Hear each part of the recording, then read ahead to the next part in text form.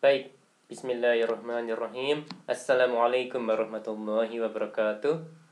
Selamat datang di perkuliahan manajemen kinerja. Mari kita mulai perkuliahan kita. Oke, materi ini saya dapatkan dari internet dengan sumbernya adalah sebagai berikut. Ya,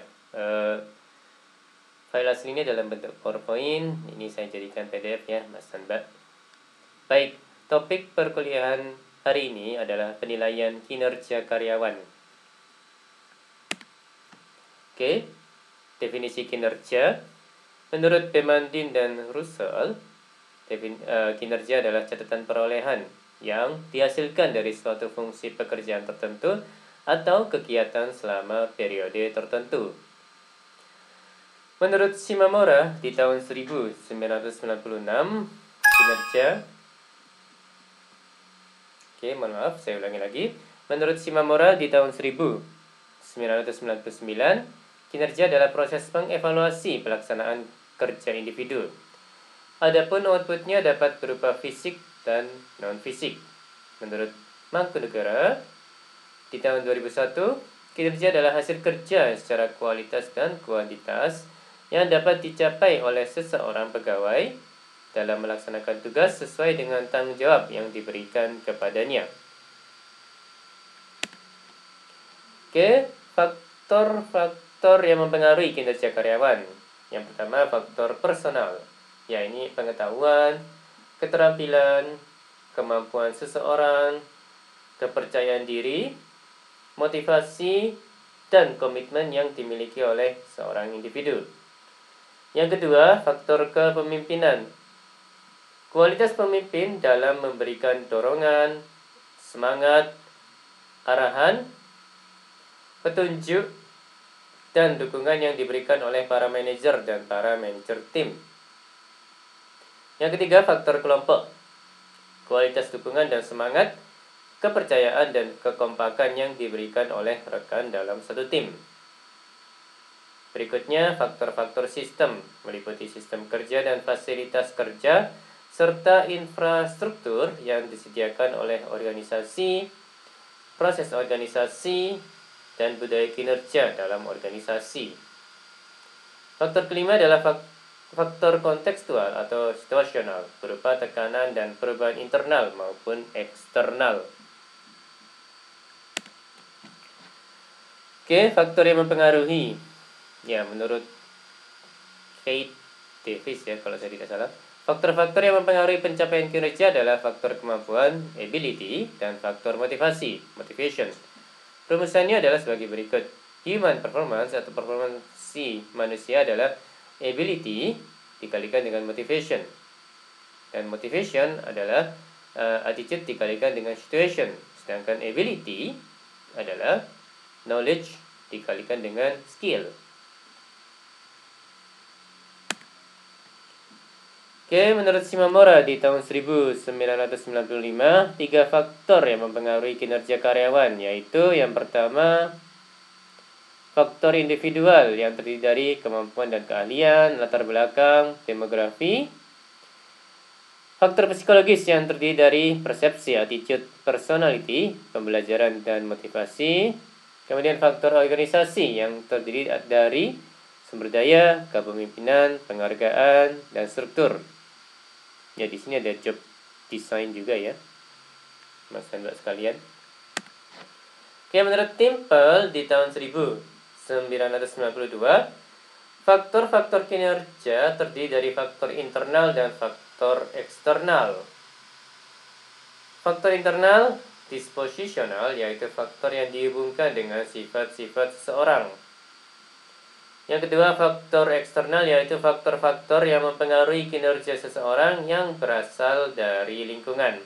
Ya, seperti perilaku, sikap, dan tindakan-tindakan rekan kerja, bawahan atau pimpinan, fasilitas kerja, dan iklim organisasi. Ya, menurut Gibson di tahun 1997, bahwa faktor perilaku individu dapat mempengaruhi kinerja, sedangkan yang mempengaruhi perilaku individu meliputi faktor fisiologis, psikologis, dan lingkungan.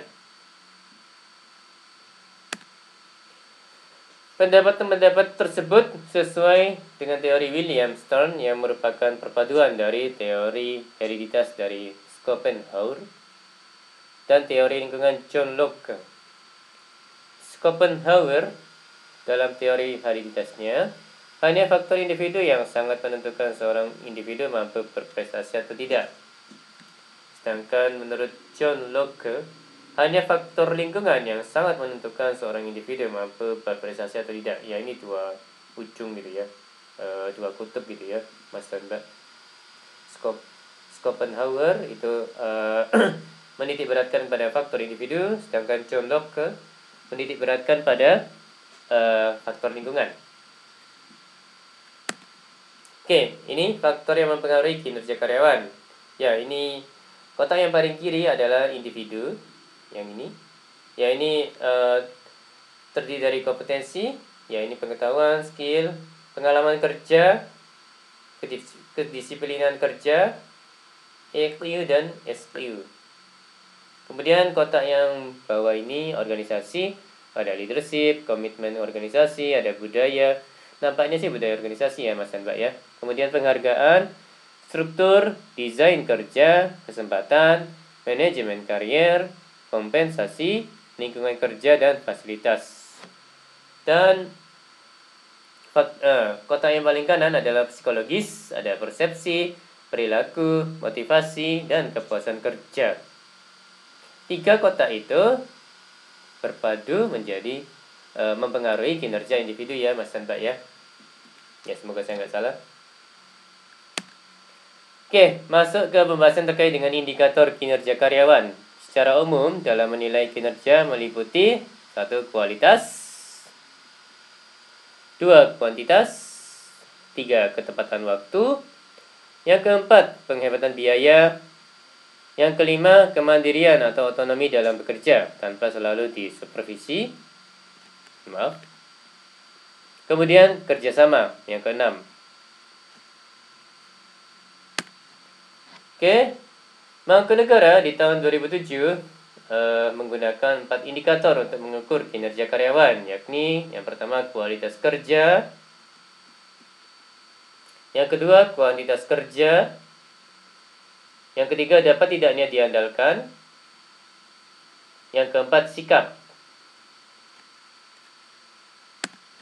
Oke, masuk ke pembahasan terkait dengan penilaian kinerja. Menurut Dessler di tahun 2003, aspek-aspek yang digunakan untuk mengukur kinerja adalah kualitas kerja, produktivitas, ya dalam kurung kuantitas, pengetahuan, keterpercayaan, ketersediaan, ketepatan waktu ya dalam kurung, dan kebebasan. Menurut Mangkunegara di tahun 2007, 4 aspek untuk mengukur kinerja adalah yang pertama kualitas kerja, berikutnya kuantitas kerja, kemudian dapat tidaknya diandalkan, dan yang keempat adalah sikap. Oke, ini pembahasan mengenai alasan untuk menilai kinerja. Yang pertama, memberikan informasi tentang dapat dilakukannya promosi dan penetapan gaji.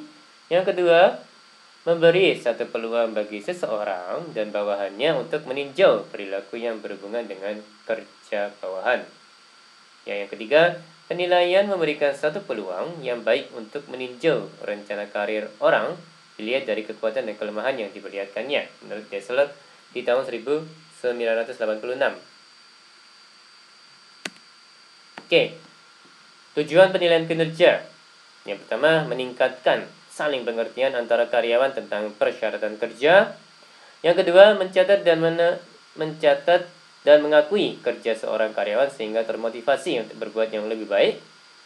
Yang ketiga, memberikan peluang kepada karyawan untuk mendiskusikan keinginan dan aspirasinya dan meningkatkan kepedulian terhadap karier atau terhadap pekerjaan yang diembannya sekarang. Yang keempat, mendefinisikan atau merumuskan kembali sasaran masa depan sehingga karyawan termotivasi untuk berprestasi sesuai dengan potensinya. Yang kelima, memeriksa rencana pelaksanaan dan pengembangan yang sesuai dengan kebutuhan pelatih.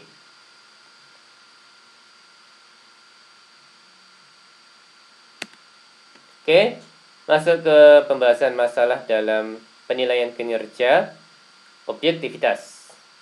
Yang pertama, ketidaknyamanan penilai. Yang kedua, ketidaknyamanan objektivitas. Dalam metode umum yang digunakan ada sikap, penampilan, dan keterampilan yang sulit diukur sehingga pasti ada subjektivitas. Yang ketiga, halo effect, mengeneralisir unsur positif dari salah satu aspek kepada seluruh aspek kinerja. Sedangkan Horn effect adalah mengeneralisir unsur negatifnya. Yang keempat, sikap kasar atau lunak. Untuk menghindari kontroversi biasanya memberi nilai tinggi atau lunak. Yang kelima, central tendency error. Karyawan secara tidak benar dinilai mendekati rata-rata. Yang keenam, bias perilaku terakhir atau reason behavior bias adalah perilaku karyawan menjadi lebih baik menjelang adanya penilaian. Yang ketujuh, bias pribadi atau stereotyping. Ini adalah diskriminasi pada seseorang karena perbedaan tertentu. Misal, karyawan perokok dinilai kinerja rendah, jika berhenti bisa dinilai tinggi. Yang kedelapan, manipulasi evaluasi. Atasan ingin menaikkan jabatan atau memberhentikan karyawan, maka diberi penilaian yang tinggi atau rendah. Ya, sudah diatur gitu ya Mas Mbak ya. Yang kesembilan, kecemasan karyawan.